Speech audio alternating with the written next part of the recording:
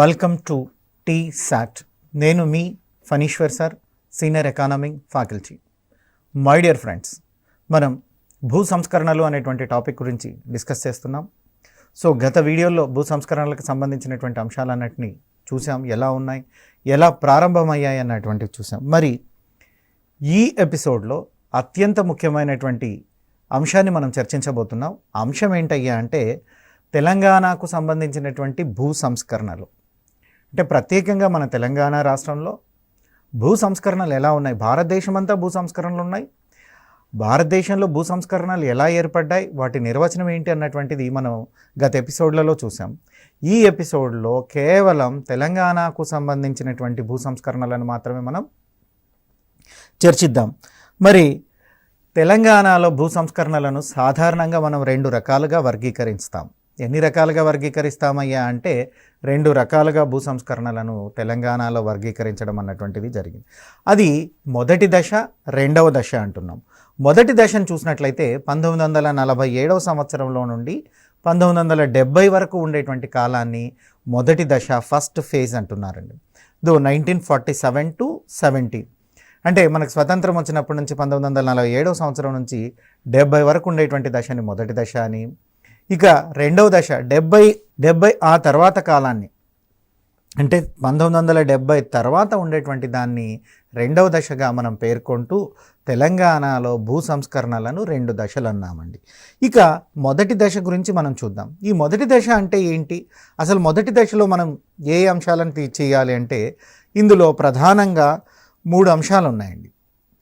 మొదటి దశ భూ సంస్కరణలు రావడానికి ప్రధానంగా పాత్ర పోషించేటువంటి అంశాలు ఏంటయ్యా అంటే 3 అంశాలు ప్రధాన పాత్ర పోషిస్తాయి. కారణాలు కూడా ఈ 3 అంశాలని మనం చెప్పవచ్చునండి. ఏంటి ఆ 3 అంశాలు అయ్యా అంటే మొట్టమొదటి అంశం ఏంటయ్యా అంటే వ్యవస్థాపూర్వకమైనటువంటి అంశాలు. ఏవైతే వ్యవస్థాపూర్వకమైనటువంటి అంశాలు ఉన్నాయో అవి మొదటి కారణంగా చెప్తున్నాం. మరి ఈ వ్యవస్థాపూర్వక అంశాలు అంటే ఏంటి, ఆ అంశాల కిందికి ఏమొస్తాయ్యా అంటే మొట్టమొదటి ఇక్కడ మనం చూసినట్లయితే తెలంగాణలో ఉండేటువంటి భూస్వామ్య పద్ధతులు, కౌలు విధానాలు, భూమి కేంద్రీకృతమై ఉండుట, ఇలాంటి కారణాలను మనం వ్యవస్థాపూర్వక కారణాలు లేదా వ్యవస్థాపూర్వక అంశాలు అంటాం. తెలంగాణలో చూసినట్లయితే ఫ్యూడల్ సిస్టమ్ బాగా ఉండేది, అంటే భూస్వామ్య పద్ధతులు అన్నటువంటివి ఆ రోజుల్లో ఉండేటువంటివి. అదేవిధంగా కౌలు విధానము, అదేవిధంగా చూసినట్లయితే భూకేంద్రీకరణ అంటే ఏంటంటే భూమి కొంతమంది చేతిలోనే ఎక్కువగా, అంటే ఎకరాలకు కొంతమంది చేతుల్లోనే కేంద్రీకృతం కావడాన్ని మనం భూకేంద్రీకరణ అని చెప్తున్నాం. ఆనాడు చూసినట్లయితే 100 ఎకరాలు ఒక వ్యక్తి చేతిలోనే ఉండడం, సో కొందరికి దగ్గరనే ఎక్కువగా భూమి ఉండడం తెలంగాణ ప్రాంతంలో జరిగింది. దాన్ని మనం భూకేంద్రీకరణ అని చెప్తున్నాం. అంటే తెలంగాణలో మొదటి కాలంలో చూసినట్లయితే మొదటి ఫేజ్లో ఈ 3 వ్యవస్థాపూర్వక కారణాలు లేదా అంశాలు ప్రధాన పాత్రను పోషిస్తున్నాయి. ఆ అంశాలు ఏంటయ్యా అంటే మొట్టమొదటి భూస్వామ్య పద్ధతులు, ఇందులోనే కౌలు విధానాలు, తర్వాత చూసినట్లయితే భూ కేంద్రీకరణ అన్నటువంటి అంశాలను మనం చూస్తున్నాం. ఇక తర్వాత చూసినట్లయితే రెండవ కారణంగా మనం దేని గురించి మాట్లాడుతున్నామయ్యా అంటే రాజకీయ అంశాలు అంటున్నారు. అంటే ఆనాడు ఉండేటువంటి రాజకీయ పరిణామాలు కూడా భూ సంస్కరణలకు దారితీశాయి, భూ సంస్కరణలకు కారణాలు అయ్యాయి. ఏ విధంగా అయ్యాయి అంటే ఆనాడు చూసినట్లయితే భారతదేశంలో అఖిల భారత కాంగ్రెస్ ఉండేటువంటిది, రాష్ట్ర కాంగ్రెస్ కూడా ఉండేటువంటిది. అంటే హైదరాబాద్ నవాబ్ పీరియడ్లో చూసినట్లయితే మీరు చరిత్రలో చదువుకుంటారు, కొద్ది రోజులు మనం కాంగ్రెస్ పార్టీని వ్యతిరేకించడము, కాంగ్రెస్ పార్టీని బ్యాన్ చేయడం అన్నటువంటిది హైదరాబాద్ రాష్ట్రంలో జరిగింది. అయితే స్వాతంత్ర అనంతరం హైదరాబాద్ ప్రభుత్వం భారతదేశ ప్రభుత్వం ఏర్పడిన తర్వాత హైదరాబాద్ అన్నటువంటిది భారత యూనియన్లో చేరిన తర్వాత అఖిల భారత కాంగ్రెస్ కొన్ని నిర్ణయాలు తీసుకుంది. భూ సంస్కరణలకు సంబంధించినటువంటి అంశాలు ఉన్నాయి, ఆ అంశాలను మనం ప్రస్తావించాల్సినటువంటి అవసరం ఉంది. అదేవిధంగా ఇక్కడ రాష్ట్రంలో కూడా కాంగ్రెస్ ప్రభుత్వాలు ఏర్పడ్డాయి. రాష్ట్ర కాంగ్రెస్ ప్రభుత్వాలు ఈ భూ సంస్కరణలకు సంబంధించినటువంటి ఎలాంటి స్టెప్స్ వేసాయి, ఎలాంటి అంశాలను వారు ప్రాతిపదికంగా తీసుకున్నారన్నటువంటిది మనం చర్చించాలి. దీన్ని రెండవ కారణము లేదా రెండవ అంశం అని చెప్తున్నాం. అంటే తెలంగాణలో భూ సంస్కరణలో వ్యవస్థాపూర్వకమైనటువంటి అంశాలు మొదటి కారణమైతే రెండవ కారణము రాజకీయ అంశాలు అంటున్నాం. ఈ రాజకీయ అంశాల్లో దేశం మొత్తం కాంగ్రెస్ పార్టీ తీసుకున్నటువంటి సంస్కరణలు, తెలంగాణ రాష్ట్ర కాంగ్రెస్ పార్టీ తీసుకున్నటువంటి సంస్కరణలు రెండింటిని కూడా మనం చదువుతున్నాం. అయితే ఇక మూడో అంశం ఏంటయ్యా అంటే తెలంగాణ రైతాంగ ఉద్యమాలు అంటున్నారండి. అంటే తెలంగాణలో అంటే కాంగ్రెస్ పార్టీలు ఏర్పడకముందు, ఇండిపెండెన్స్ రాకముందు కూడా రైతాంగం పోరాటం చేసినట్ల చరిత్ర మనకుంది. రైతాంగ ఉద్యమాలు జరిగాయి. ఈ రైతాంగ ఉద్యమాల ఫలితంగానే భూ సంస్కరణలు అన్నటువంటివి జరిగాయి. వాటిని మనం చర్చించాల్సి ఉంటుంది. అందుకోసమే మనం మూడో అంశంగా ఏం తీసుకుంటున్నామయ్యా అంటే రైతాంగ ఉద్యమాలు. ఈ రైతాంగ ఉద్యమాలు ఫ్యూడల్ దోపిడీకి వ్యతిరేకంగా తెలంగాణలో జరిగాయి. అంటే ఆనాడు భూస్వామ్య వ్యవస్థ ఉండేది. ఆ భూస్వామ్య వ్యవస్థకు వ్యతిరేకంగా తెలంగాణ రైతాంగం చేసినటువంటి పోరాటాలను కూడా మనం ఒకానొక కారణంగా, ఒకానొక అంశంగా తీసుకుంటున్నాం. మొదటగా చూసినట్లయితే 1920 సంవత్సరంలోనే 1920లోనే విష్ణురు దేశ్ముఖ్ వ్యతిరేకంగా రైతాంగం పోరాటం చేయడం అన్నటువంటిది జరిగింది. అంటే 1920లోనే విష్ణురు దేశ్ముఖ్ వ్యతిరేకంగా ఆ ప్రాంతంలో ఉండేటువంటి ముస్లిం వర్గానికి చెందినటువంటి రైతులు పోరాటం చేయడం అన్నటువంటిది జరిగింది. అంటే తెలంగాణలో భూ సంస్కరణలకు రైతాంగ ఉద్యమాలు ఎప్పటి నుంచి స్టార్ట్ అవుతున్నాయి అంటే 1920లో విష్ణురు దేశ్ముఖ్ వ్యతిరేకంగా అక్కడి ముస్లిమ్స్ చేసినటువంటి రైతాంగ పోరాటం అని మనం చెప్పడం అంటూ జరుగుతుంది. ఇక ఈ మూడు ప్రధాన అంశాల్లో మనం ఒక్కొక్క అంశం గురించి క్లియర్గా డిస్కస్ చేద్దాం. మరి మొదటి అంశమేమో వ్యవస్థాపూర్వకం అన్నాం, రెండవ అంశమేమో రాజకీయ కారణాలు అన్నాం, మూడవ అంశమేమో రైతాంగ ఉద్యమాలు అంటున్నాం. సో ఇందులో మొదటి అంశమైనటువంటి వ్యవస్థాపూర్వక అంశం గురించి క్లియర్గా మనం చర్చిద్దాం. తెలంగాణలో వ్యవస్థాపూర్వకమైనటువంటి అంశాలు మూడిటి మీద ఆధారపడి ఉంటాయి. ఈ వ్యవస్థాపూర్వకమైనటువంటి అంశాలు ఆల్రెడీ మనం చెప్పుకున్నాం. భూస్వామ్య విధానం, కౌలు విధానాలు. ఇక్కడ మీకు స్పెల్లింగ్ కొంచెం కీ అని పడింది, అది కౌలు విధానాలు అండి. కౌలు విధానం, భూస్వామ్య విధానాలు, కౌలు విధానాలు, భూ కేంద్రీకరణ, ఈ మూడు అంశాలనే మనం వ్యవస్థాపూర్వక అంశాలుగా చెప్పడం అన్నటువంటిది జరిగింది. ఇక వ్యవసాయ అభివృద్ధికి ఈ మూడు అంశాలంటే ఆనాడు అంటే మనం మాట్లాడేది ఎప్పుడు తెలంగాణలో అంటే హైదరాబాద్ నవాబ్ అడ్మినిస్ట్రేషన్లో తెలంగాణ ఉన్నప్పుడు స్వతంత్ర పూర్వము ఎలాంటి పరిస్థితులు ఉన్నాయి అన్నటువంటి అంశాలు మనం డిస్కస్ చేస్తున్నాం. తర్వాత మొదటి దశ 1947 to 70 వరకు ఉండేటువంటి పరిస్థితులను గురించి కూడా మనం చర్చించడం అన్నటువంటిది జరుగుతుంది. కాబట్టి ఇక్కడ పైన పేర్కొన్నటువంటి భూస్వామ్య విధానం కావచ్చు, కౌలు విధానం కావచ్చు, భూ కేంద్రీకరణ కావచ్చు, ఈ మూడు తెలంగాణ రాష్ట్రంలో వ్యవసాయ అభివృద్ధికి నిరోధకంగా ఉన్నాయి. అయితే తెలంగాణ రాష్ట్రంలో వ్యవసాయ అభివృద్ధికి ఇవి మూడు అంశాలు ఏ విధంగా నిరోధకంగా ఉన్నాయన్నటువంటి దాని గురించి మనం డిస్కస్ చేద్దాం. ఇక మనకంటే 1947 తర్వాత మనం చూసినట్లయితే మనకు మీరు హిస్టరీలో చదివింటారు ఆపరేషన్ పోలో అని. ఆ తర్వాత 1947లో హైదరాబాద్ రాష్ట్రంగానే ఉంది. ఆపరేషన్ పోలో అన్నటువంటి దాన్ని అంటే పోలీస్ చర్య అంటున్నారు. పోలీస్ చర్య ద్వారా భారత్ యూనియన్లో చేరడం అన్నటువంటిది జరిగింది. సో భారత్ యూనియన్లో చేరిన తర్వాతనే రాజకీయ అంశాలు అన్నటువంటి అంటే కాంగ్రెస్ తీసుకున్నటువంటి నిర్ణయాలు తెలంగాణ రాష్ట్రంలో ఇంప్లిమెంట్ చేయడం అన్నటువంటిది జరిగింది. ఆ పరిణామం చూసుకున్నట్లయితే హైదరాబాద్ ప్రాంతము పక్కన ఉండేటువంటి ఆంధ్రప్రదేశ్ అనేటువంటి ప్రాంతం, అంటే ఆంధ్రప్రదేశ్ అవతరణకు మునుపు నేను చెప్తున్నానండి. అంటే ఆంధ్రప్రదేశ్ అవతరణకు ముందు అంటే తెలంగాణ రాష్ట్రము భారత యూనియన్లో ఏర్పడిన కొద్ది సంవత్సరాలకు తెలంగాణ ప్రాంతము ఆంధ్ర ప్రాంతము రెండు కలిసి ఆంధ్రప్రదేశ్గా ఏర్పడ్డాయి. అంతకుముందు ఆంధ్ర ప్రాంతం ఉండేది. ఆంధ్ర సపరేట్గా ఉండేటువంటిది, తెలంగాణ ప్రాంతం సపరేట్గా ఉండేటువంటిది. సో ఆ తెలంగాణ ప్రాంతంనే మనం హైదరాబాద్ రాష్ట్రం అనేటువంటి పేరుతో పిలుచుకునేటువంటి వాళ్ళం. ఆ రోజు చూసినట్లయితే ఆంధ్ర రాయలసీమ ప్రాంతాలు రెండు కూడా ఉమ్మడి మద్రాసు రాష్ట్రంలో భాగంగా ఉండేటువంటివి. కాబట్టి ఈ రెండు ప్రాంతాల విషయానికి వస్తే భూ సంస్కరణలు అనేటువంటి అంశంలో కొన్ని సారూప్యాలు ఉన్నప్పటికీ కొన్ని వ్యత్యాసాలు ఉన్నాయి. అంటే కొన్ని సేమ్ యాక్టివిటీస్ ఉన్నప్పటికీ, అంటే తెలంగాణ ప్రాంతంలో ఆంధ్ర ప్రాంతంలో కొన్ని అంశాలలో కొన్ని చట్టాలలో కొన్ని సేమ్ టు సేమ్ అంటే సారూప్యత అంటే సో పోలికలు ఉన్నప్పుడు అక్కడ ఉండేటువంటివి ఇక్కడ పోలికలు ఉన్నప్పటికీ కూడా చట్టాలలో, భూమిల విషయాలలో, ప్రజల జీవన విధానంలో కూడా కొంత వ్యత్యాసం అన్నటువంటిది రెండు ప్రాంతాలకు కనపడుతూ ఉంది. రెండు ప్రాంతాల్లో కొంత వ్యత్యాసం ఉంది. అంటే సారూప్యాలు ఎక్కువగా ఉండొచ్చు, అంటే పోలికలు ఎక్కువగా ఉన్నప్పటికీ కొంత వ్యత్యాసాలు అయితే ఉన్నాయి అన్నటువంటిది మనం డిస్కస్ చేయాలి, అర్థం చేసుకోవాల్సినటువంటి అంశం. ఆ తర్వాత మనం గమనించినట్లయితే ఈ విధానాలలో తెలంగాణ ప్రాంతంలో భూస్వామ్య పద్ధతులు ఎలా ఉన్నాయి, భూస్వామ్య విధానం ఎలా ఉంది అన్నటువంటి దాన్ని మనం చూద్దాం. అంటే ఇక్కడ చెప్పుకున్నాం మనం తెలంగాణలో ఫ్యూడల్ సిస్టమ్ వ్యవస్థాపూర్వక కారణాల్లో మొదటి కారణం భూస్వామ్య పద్ధతులు అంటున్నాం. మరి ఈ భూస్వామ్య విధానాలు ఎలా ఉన్నాయి? వాస్తవానికి భూస్వామ్య విధానాలు అన్నటువంటివి చూసినట్లయితే బ్రిటిష్ గవర్నమెంటే మధ్యవర్తుల విధానం, జమీందారీ సిస్టమ్ అన్నటువంటి దాన్ని తీసుకొచ్చింది. ఆ తర్వాత నైజాం ప్రభుత్వం కూడా దీన్ని కంటిన్యూ చేస్తూ వచ్చింది. అంటే మనం చూసినట్లయితే భారతదేశంలో బ్రిటిష్ వారు నైజాం ప్రాంతంలో ప్రవేశపెట్టినటువంటి ఏవైతే భూస్వామ్య పద్ధతులు ఉన్నాయో ఈ రెండు భూస్వామ్య పద్ధతులు అనేటివి తెలంగాణ రాష్ట్రంలో ఆర్థిక అభివృద్ధికి నిరోధకాలుగా ఉన్నాయి. సో ఇవి అంటే ఏవైతే బ్రిటిష్ ప్రభుత్వము నైజాం ప్రభుత్వము కలిసి తీసుకొచ్చినటువంటి భూస్వామ్య విధానాలు, ఉదాహరణకు జమీందారీ సిస్టమ్ అన్నటువంటివి ఉన్నాయో ఈ పద్ధతులు అన్నటువంటి భూస్వామ్య పద్ధతులు అన్నటువంటివి ఏమాత్రము తెలంగాణ ప్రజల యొక్క ఆర్థిక అభివృద్ధికి దోహదం చెయ్యలేదు. పైగా ఇవి స్తబ్దతకు దారితీశాయి. అంటే అర్థం ఏంటంటే తెలంగాణలో అభివృద్ధి ముందుకెళ్లకుండా ఎక్కడ ఉండేటువంటి అభివృద్ధి అక్కడే, ఎక్కడ ఉండేటువంటి గొంగలు అక్కడే అని సామెత చెప్పినట్లుగా ఈ డెవలప్మెంట్ అంటే ఆర్థిక అభివృద్ధి అన్నటువంటి దాన్ని ఆపేశాయి, ముందుకు పోకుండా.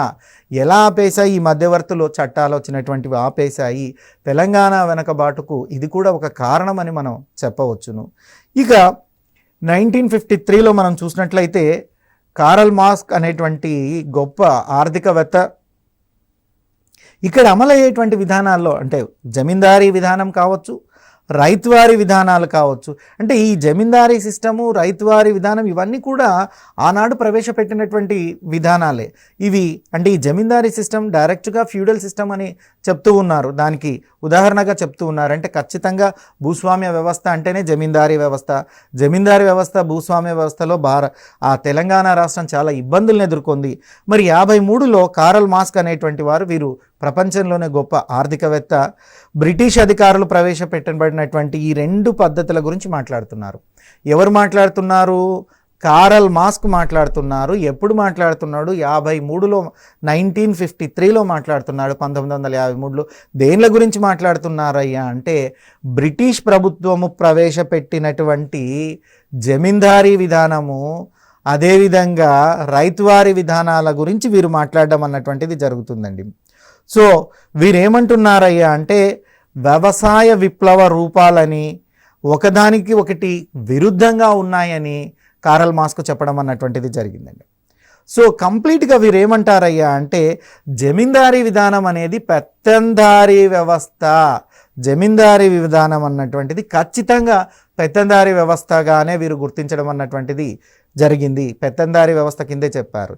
కాగా రైతువారీ విధానం అన్నటువంటిది ప్రజాతంత్ర వ్యవస్థగా గుర్తించబడింది. అంటే ప్రజల పార్టిసిపేషన్, ప్రజలకు మేలు చేయకపోయినప్పటికీ కూడా ప్రజలను కలుపుకొని వెళ్తున్నట్లుగా ఉంది రైతువారీ సిస్టమ్.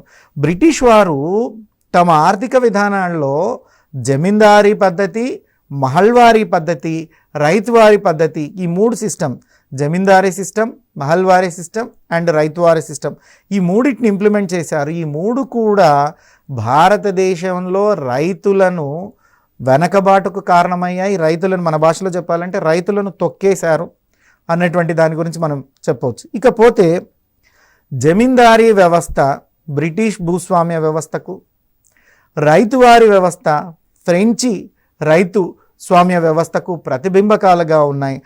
ఆ రెండు అంటే బ్రిటిషు ఫ్రెంచ్ దేశాల ఇంపాక్ట్స్, వారి పరిపాలనా విధానాలే ఇక్కడ మన దేశంలోనూ మన తెలంగాణ ప్రాంతంలోనూ కూడా ఇంప్లిమెంట్ చేయడం అన్నటువంటిది జరిగింది. మరి ఈ రెండు భూమి దున్నేటువంటి రైతు యొక్క ప్రయోజనాలకు ఏ మాత్రం ఉద్దేశించినటువంటివి కావు. అంటే ఈ రెండు సిస్టమ్స్ని మనం తీసుకున్నట్లయితే ఇవి భూమి దున్నేవాడిని రైతుకు ఏమాత్రం ఉపయోగపడవు, రైతు అభివృద్ధికి ఏమాత్రం మేలు చేసేటువంటి విధానాలు కావు, మేలు చేసేటువంటి చట్టాలు కావు. ఇక భూమిపై పన్నులు వేసేటువంటి ప్రభుత్వానికి పన్నును సమకూర్చే సాధనంగా ఈ రెండు చట్టాలు మారాయని ఖచ్చితంగా చెప్పొచ్చండి. అంటే భూస్వామ్య విధానం కానీ రైతువారి విధానం కానీ బ్రిటిష్ ప్రభుత్వానికి లేదా నైజాం ప్రభుత్వానికి, అంటే బ్రిటిష్ ప్రభుత్వంతో పాటు మరియు నైజాం ప్రభుత్వానికి, సో రెండు ప్రభుత్వాలకు కూడా పన్నులను సాధనంగా, అంటే పన్నులు వేసి ప్రభుత్వానికి ఆదాయం వచ్చేటువంటి ఒకానొక సాధనంగా లేదా పన్నుల ద్వారా ఆదాయాన్ని సమకూర్చుకునే మార్గాలుగా ఇవి రెండు విధానాలు ఉన్నాయే కానీ ఏ మాత్రం కూడా ప్రజలకు ఉపయోగపడేటువంటి విధానంగా ఈ మార్గాలు లేవు. ఇక మరి హైదరాబాద్ రాష్ట్రంలో చూసినట్లయితే హైదరాబాద్ రాష్ట్రము సబ్సిడరీ అలయన్స్తో బ్రిటిష్ యొక్క సుప్రమసీని ఒప్పుకుంది. అంటే ఏదైతే బ్రిటిష్ సుప్రమసీ ఉందో దాన్ని సైన్య సహకార పద్ధతి ద్వారా ఒప్పుకొని వారు చెప్పినట్లుగా మనం వారికి పన్ను చెల్లిస్తూ మనం అంటే నైజాం ప్రభుత్వం తన ప్రభుత్వాన్ని నడపడం అంటూ జరిగింది.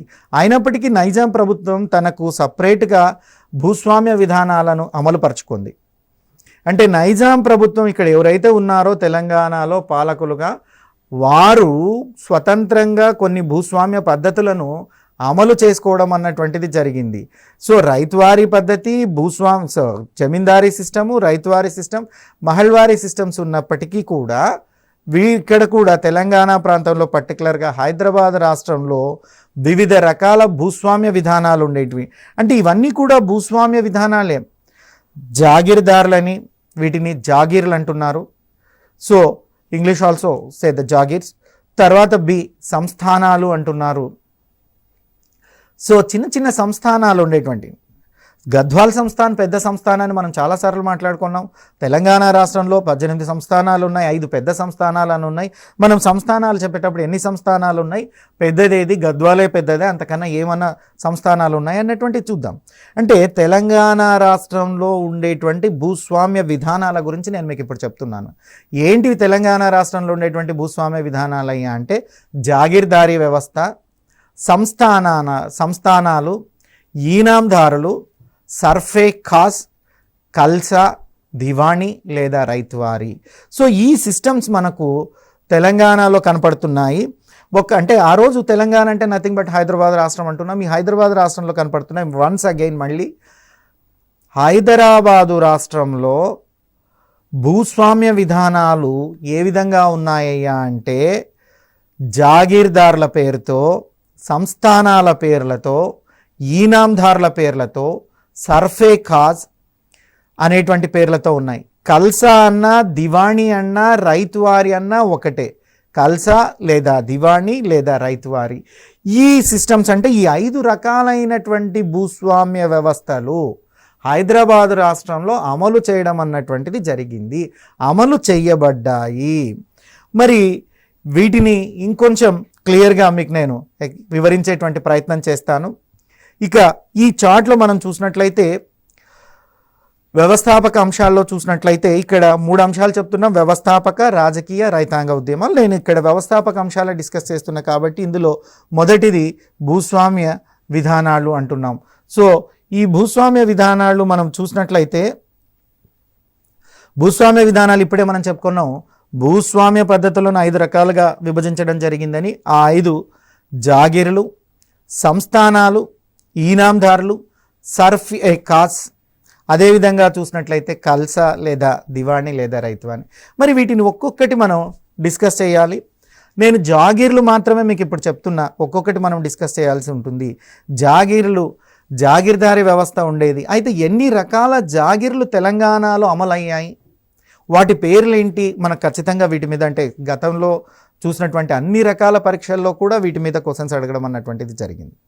అంటే ఈ జాగీర్లు అంటే ఏమేం జాగీర్లు ఉన్నాయి తెలంగాణలో అంటే పాయిగా జమియాత్, జాత్, తనాకా, ఆల్తమ్గా, మష్రూతి, మదర్మాష్.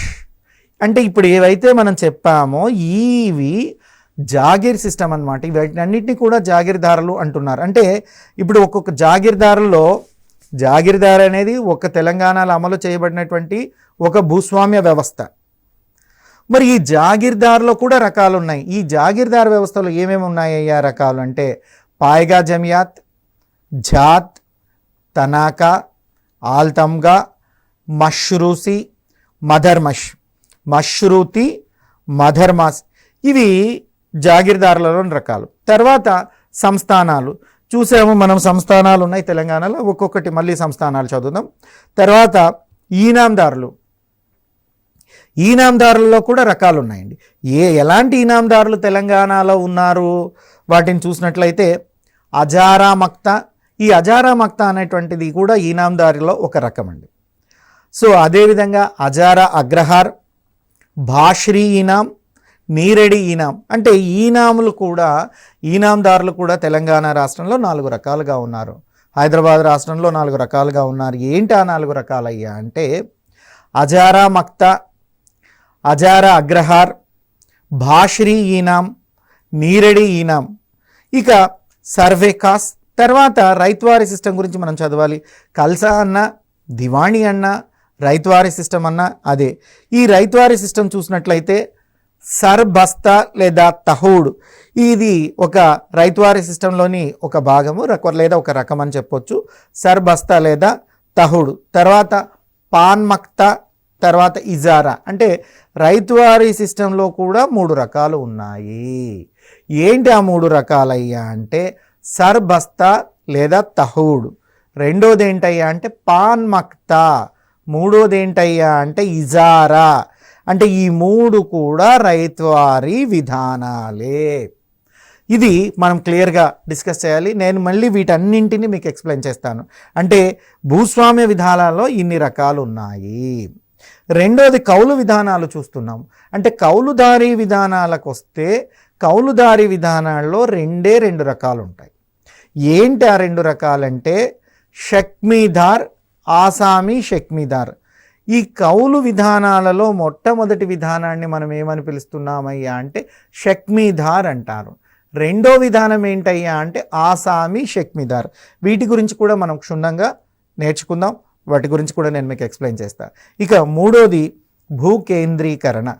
అంటే భూమి ఎవరి దగ్గర ఎక్కువగా కేంద్రీకరించిందో దాన్ని భూకేంద్రీకరణ అంటారు.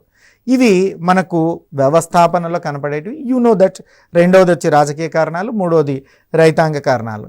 ఇక ఏవైతే తెలంగాణలో అమలు చేయబడినటువంటి జమీందారీ సిస్టాలు ఉన్నాయో వాటి గురించి నేను మీకు క్లియర్గా ఎక్స్ప్లెయిన్ చేస్తాను. అందులో మొట్టమొదటిది జాగీర్దార్ సిస్టమ్, జాగీర్ల వ్యవస్థ అంటున్నారు.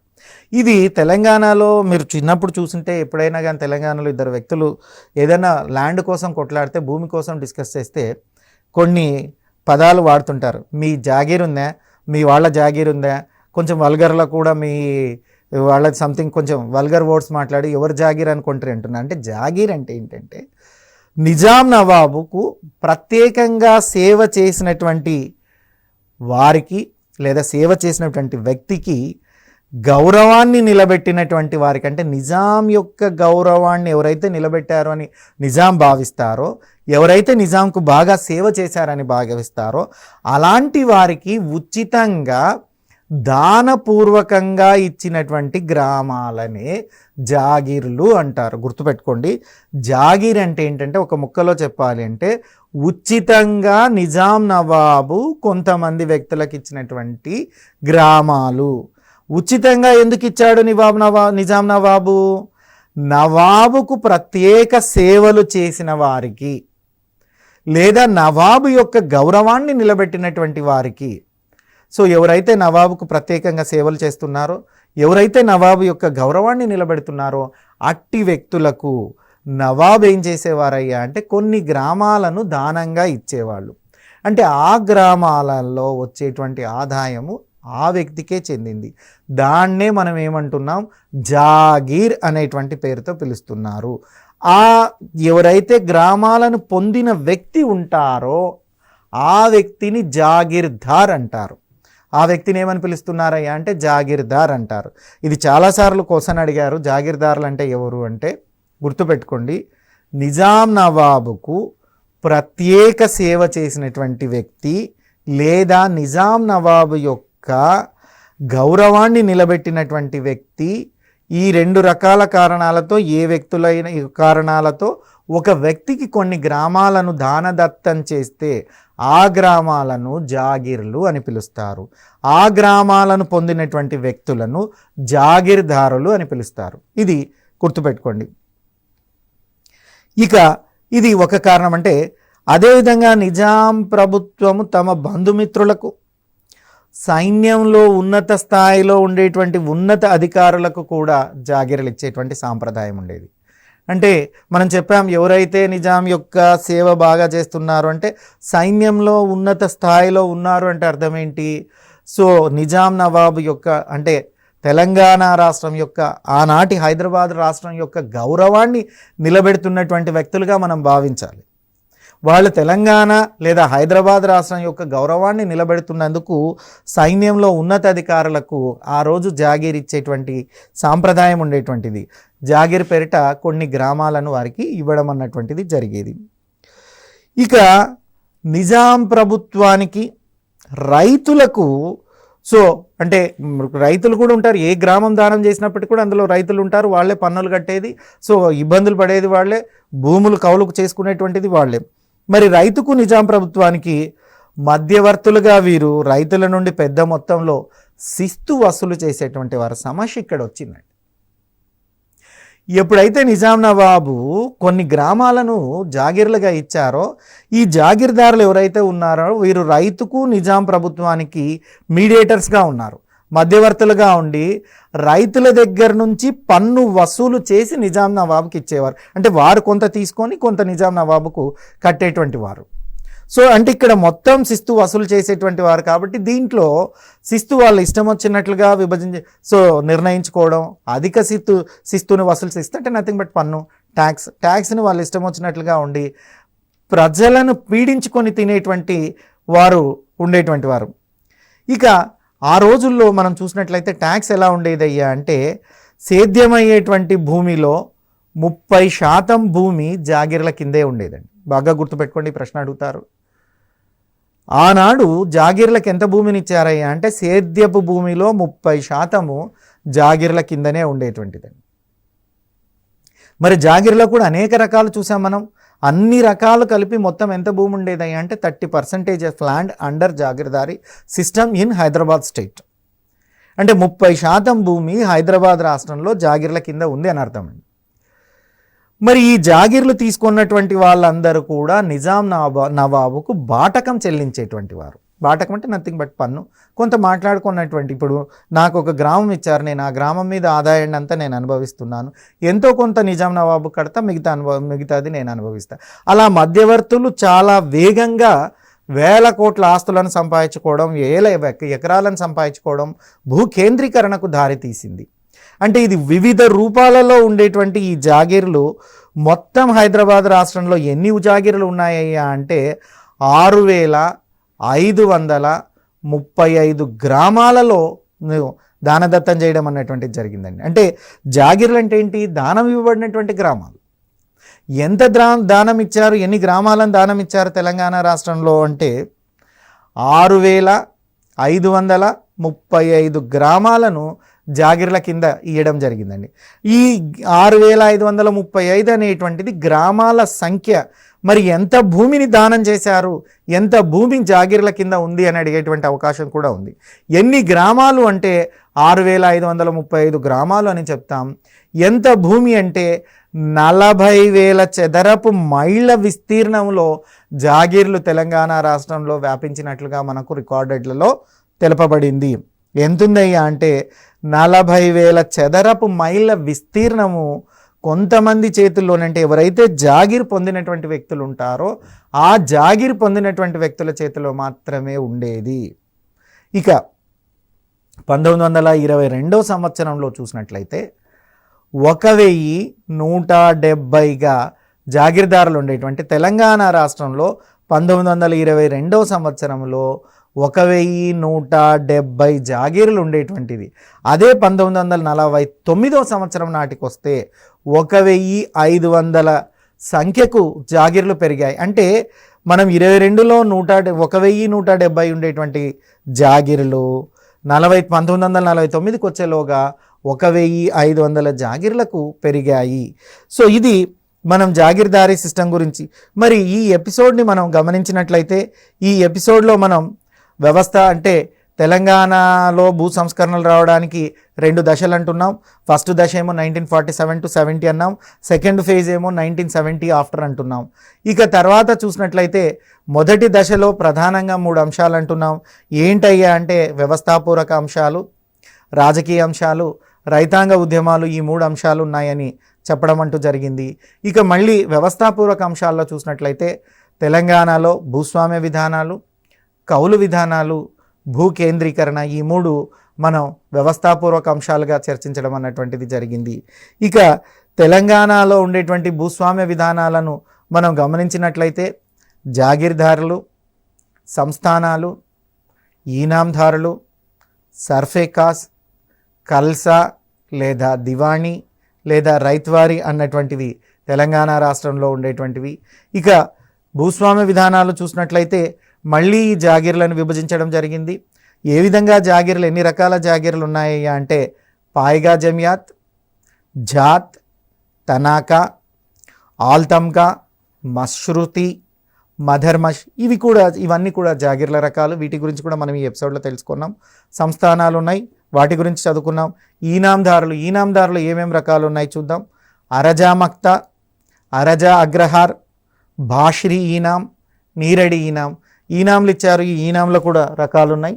తర్వాత సర్ఫే కాస్ అన్నటువంటిది దాని గురించి కూడా మనం డిస్కస్ చేద్దాం.